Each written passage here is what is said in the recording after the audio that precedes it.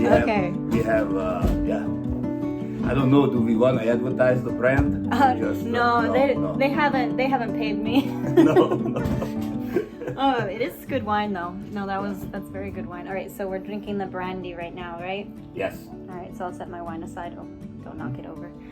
Okay, so this is my friend. Is it Levy or Levi? Levy. Levy. I wanted to make sure I said it right. Chevy to the Levy. Oh, I love that song. So this is my friend Levy. You want to tell me a little bit about the Vanlifer? The Vanlifer, the name comes from a camper van twisted around. So it's But it also sounds like vampire. a vampire because I am from Transylvania. So you gotta get that crossover there. So yeah, I met Levy when I was in Colorado. You can do a little. Egészséget. Sugar. So one of my first places I went after Utah was, so I went to Moab, Utah, and went to a baby shower there. And then when I was leaving Utah, I just wanted to get somewhere that wasn't scalding hot because Utah was absolutely miserable. Moab was so hot while I was there. So I pulled up a map of Colorado and I looked at the temperatures on the map, and I saw this place called Telluride that was at 70 degrees for the next 7 days. And I'm like, that is where I'm going. I've never heard of it before. I've never been there before, but I am going there. And so I drove my way to Telluride, Colorado, and ended up being one of my favorite destinations that I've ever been to. But what was especially special was there's this place at the end of Last Dollar Road.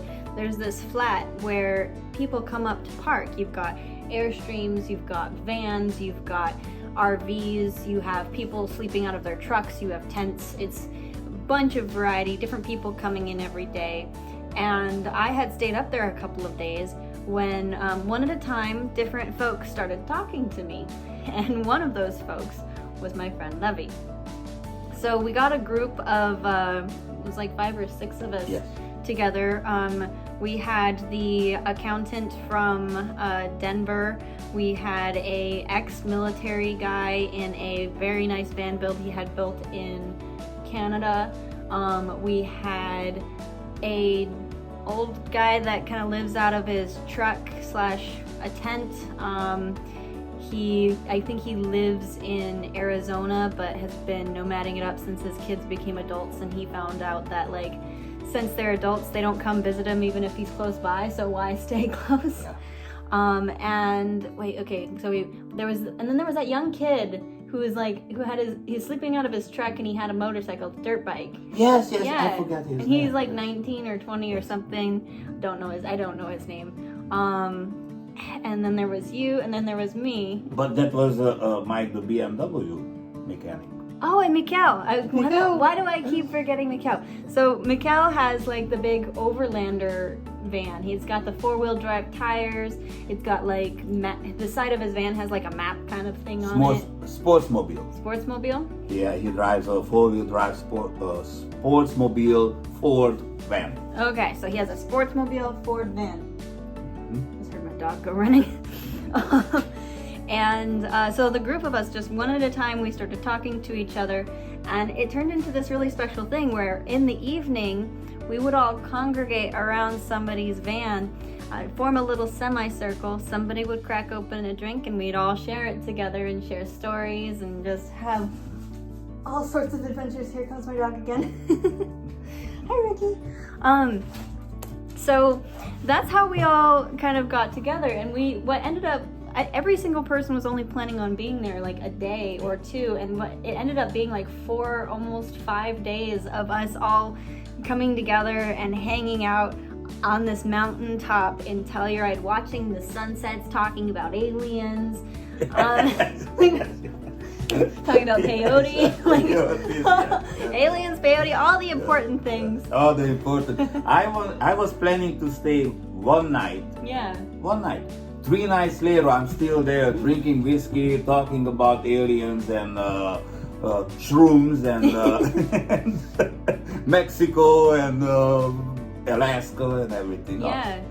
So my friend, so you started out when we were sitting out there. I remember you talking about you spent time in the military in Transylvania, right? Yes. and you talked all about that, and you talked about your trips to Mexico. You want to talk a little bit about your van and how you got it? I have a Chevy Express, and it was a church van, and they were taking the old ladies and gentlemen to Walmart or whatever, so it was one of those vans, and it had very low miles but a lot of hours because they were just idle in the parking lot. So I bought the church van, and I ripped everything out and put a bed, put stove, put everything in, and put a roof rack, very important, roof rack, solar panels, and a spare tire on the top, so now I have 2 spares. Remember that in Alaska I had 2 flats back to back, so wow. it's not fun. And ever since I put like 60,000 miles on it. 60,000. From Key West all the way to Dead Horse, Alaska. Yeah. Then down to California, then back to Canada, then New York, and pretty much crisscrossed the states. Wow. And I still have it. How long have you been vanning? In this one, 6 years. But before then? And before then, I had a Chevy conversion van, a G20, about 8 years in that one. Yeah, so between those, like, that's pretty much where I want to be. Yeah. Give me 10 years. Yeah, but for everybody, I have a house. This is my house, so I'm not a full-time vamperer. I will be. You will be? When? Oh yes.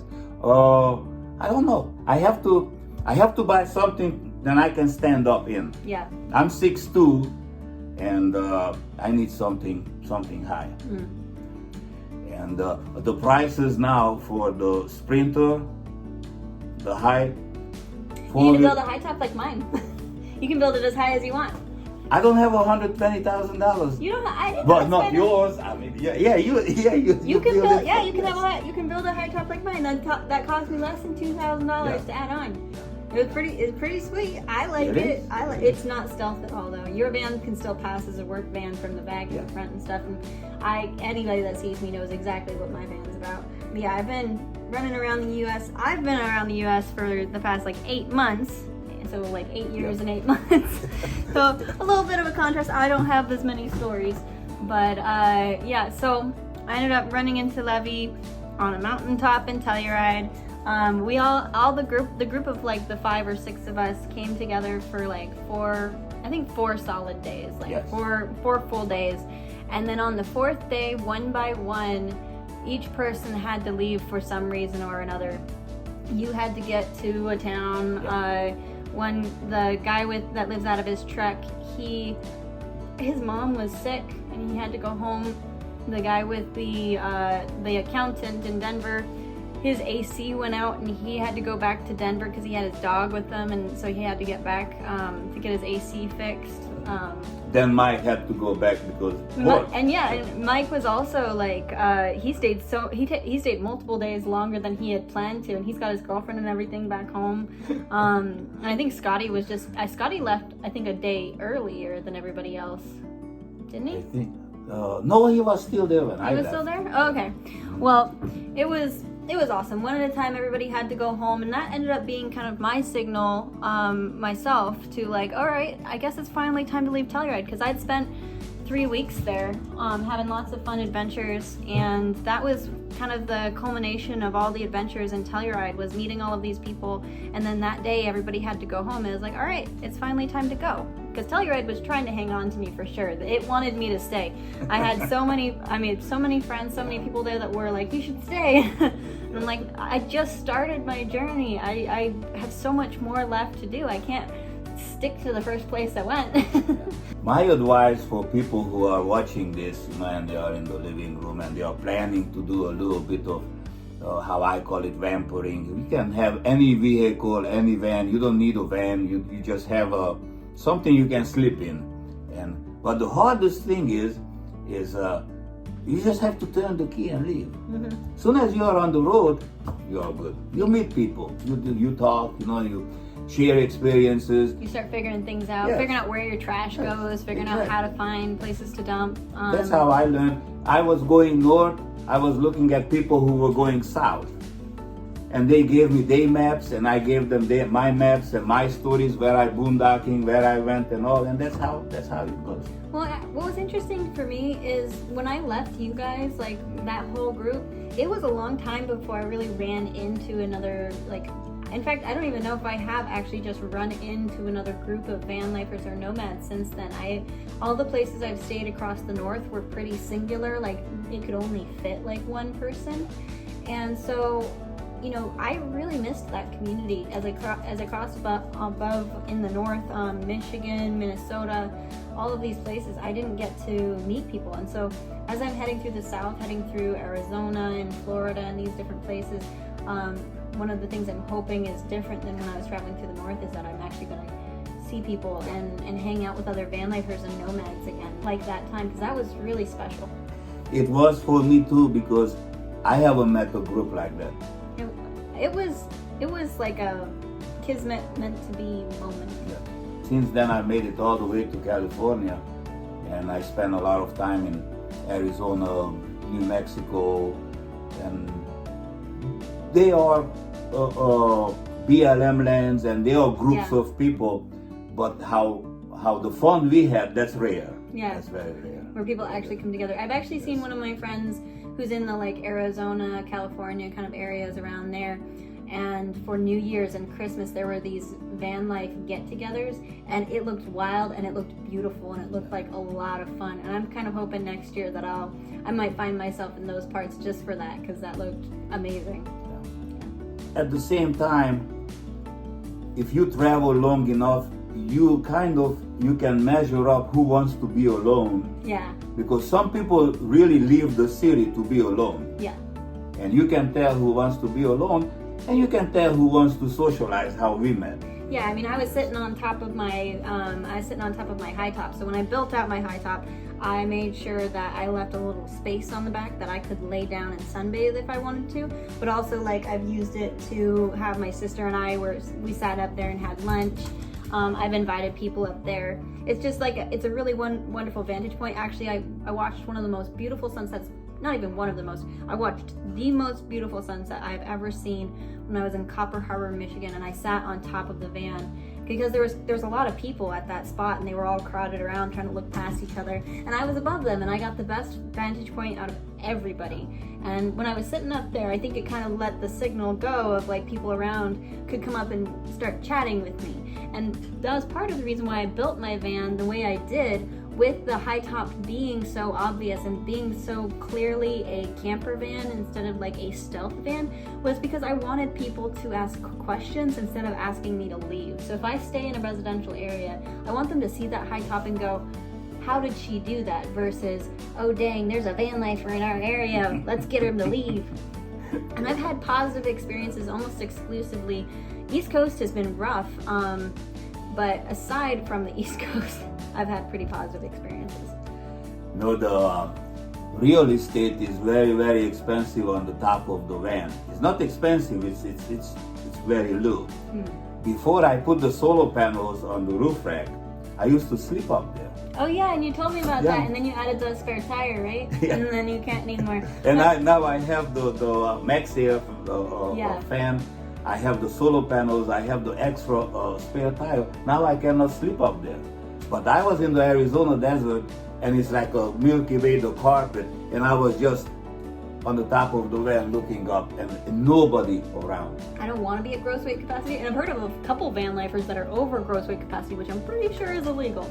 But they're still out there doing it. You will find out when you get in the sand and you start shoveling yourself out. I was in Baja, and I get stuck in the sand twice a day, in one day, and I get sick of shoveling, but I was traveling really, really heavy. And you don't think about it until you get stuck. Yeah, I know. then it's shovel time. Yeah. All right, well, thank you very much, Levy. We're gonna go continue to enjoy our drinks. And have a For good all night. you travelers, have a safe trip, be safe, and enjoy. Enjoy. It's a good. Oh yes, yes, yes, yes.